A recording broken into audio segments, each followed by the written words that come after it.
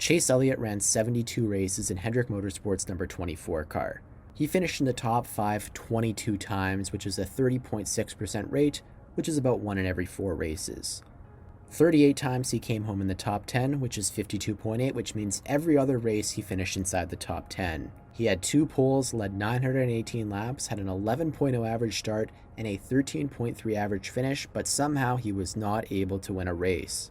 In this video, we are going to look at all 22 of those top 5s and a couple of the races that got away from him, talk about how close he was and why he lost these races. For some background, Chase Elliott broke onto the scene in 2013 running a few Truck Series races and winning at Mosport in Canada, but in 2014 he tackled the NASCAR Nationwide Series. Elliott was the model of consistency. He had no DNFs and had lead lap finishes in 32 of 33 races.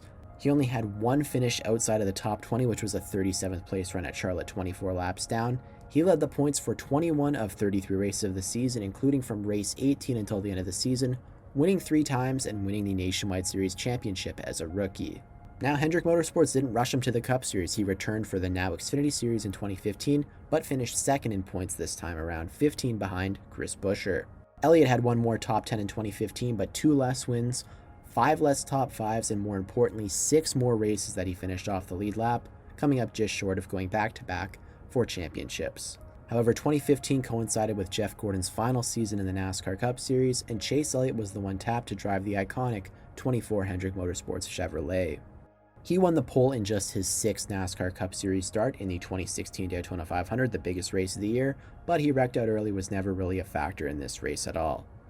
His first top 5 came in race 7 at Texas, a 5th place run.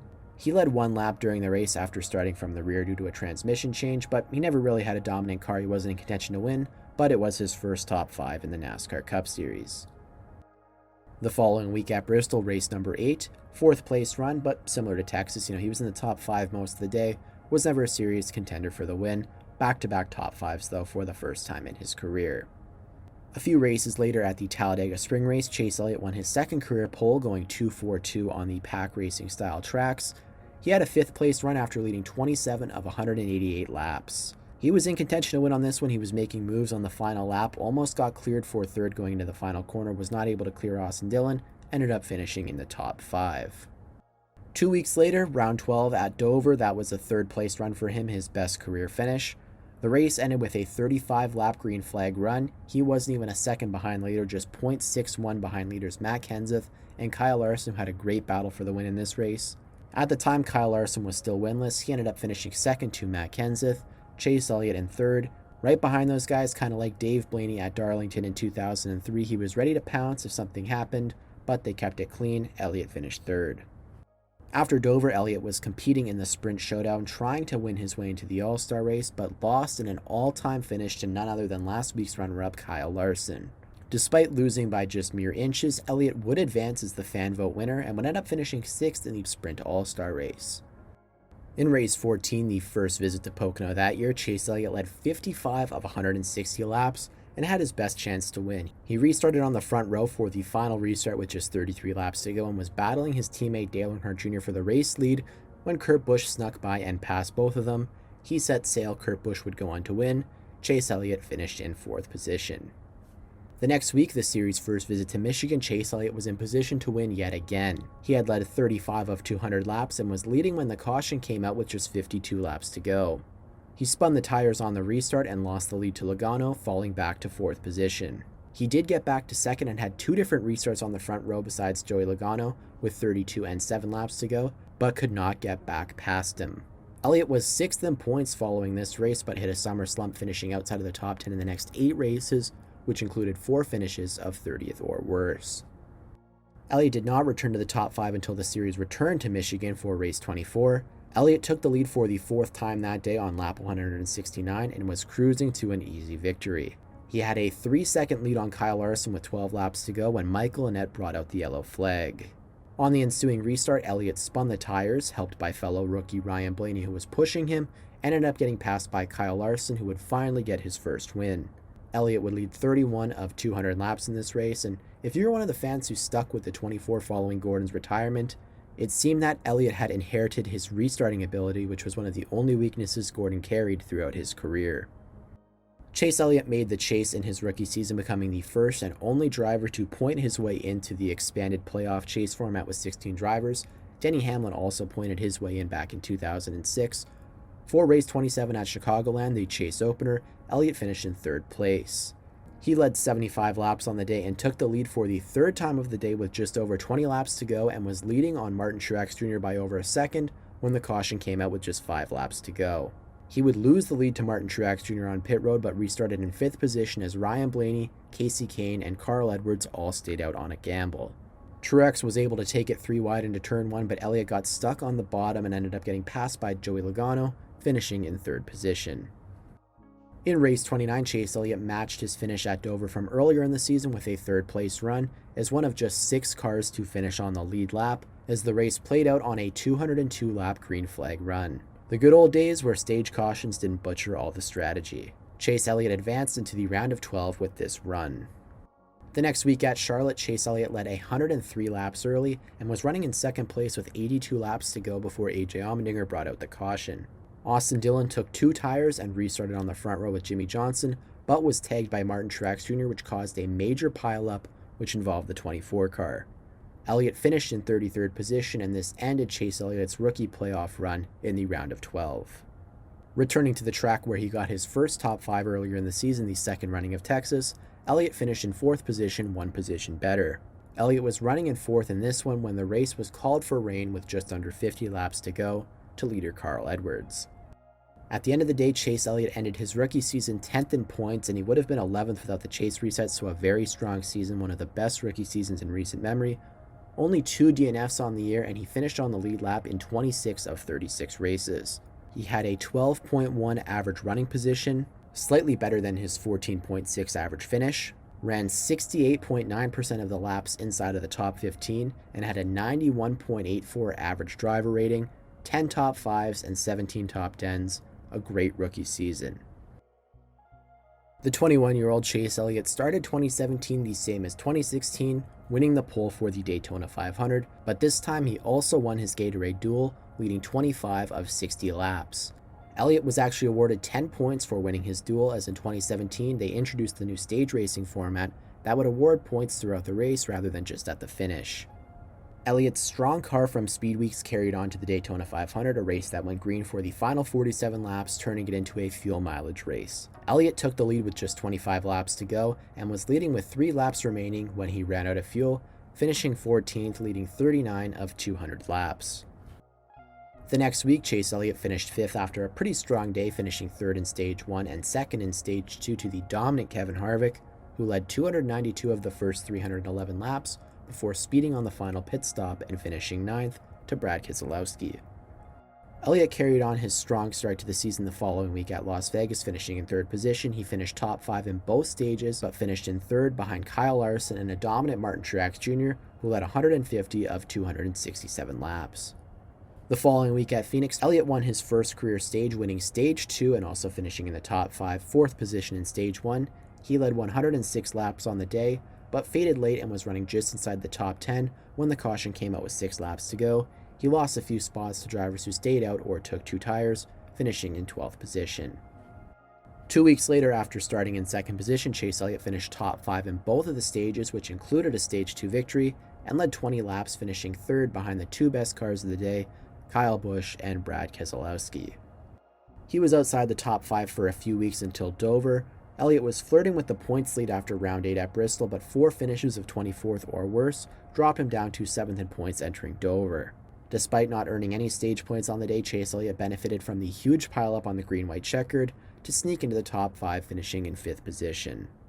Race 15, in his 3rd start at Michigan, Chase Elliott finished in 2nd for the 3rd time, and just like in the 2nd Michigan race of 2016, he finished behind Kyle Larson. This time, though, Elliott wasn't very dominant. He didn't lead any laps, but he scored points in both stages. A few weeks later at Kentucky, returning to a track where he was wrecked out by Ryan Blaney while battling inside the top 5, Elliott was able to complete a pretty strong run.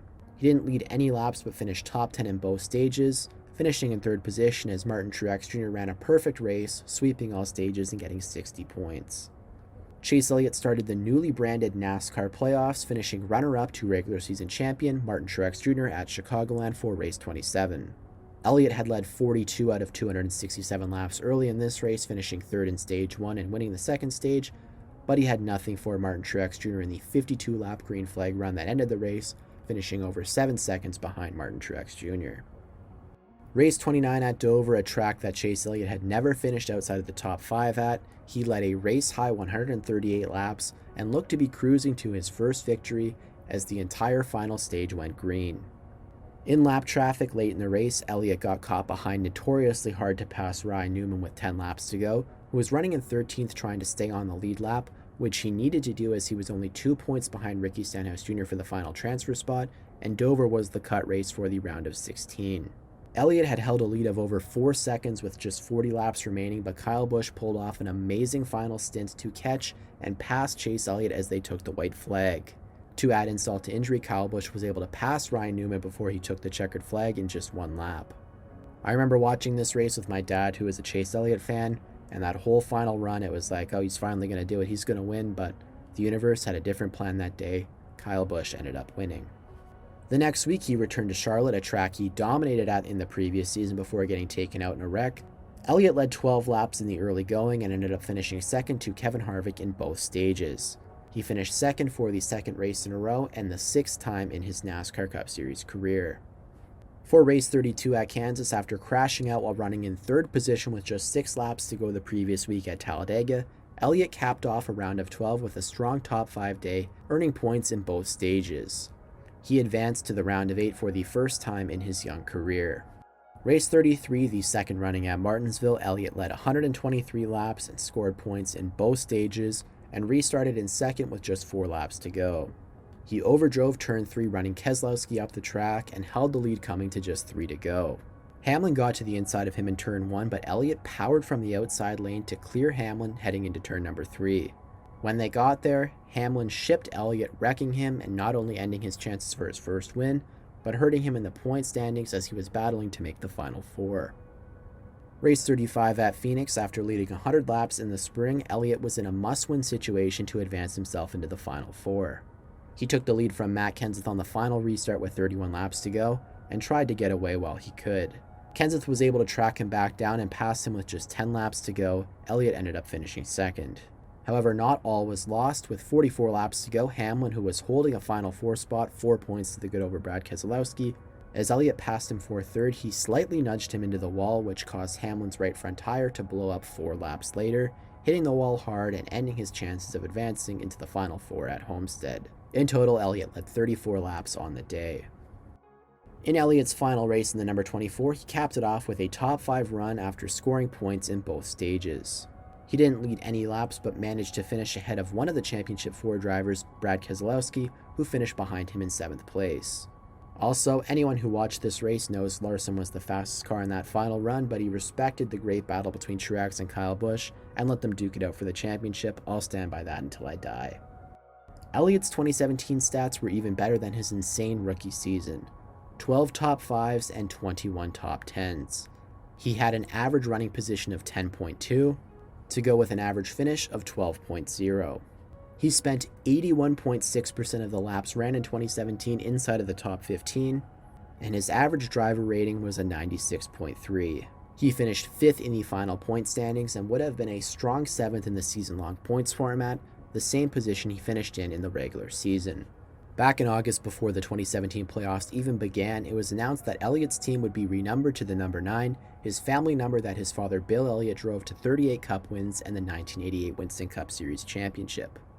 This was accompanied by a major driver shakeup at Hendrick Motorsports that would see William Byron take over Casey Kane's number 5 car, which would be renumbered to the 24, and Alex Bowman replacing the retiring Dale Earnhardt Jr. in the number 88. Elliott would finally break through in August of 2018 in the 22nd race of the season at Watkins Glen after getting a 7th second place finish in the spring Richmond race. He would win twice more before season's end, getting redemption at the Dover playoff race, and then winning again 2 weeks later at Kansas. For a guy who is now towards the top of the active winners list with 20 career wins in the number 9 car, him driving the 24 seems like a bit of a blur due to the fact he never made it to victory lane, despite an amazing rookie season and 2 solid playoff runs. Thanks for watching.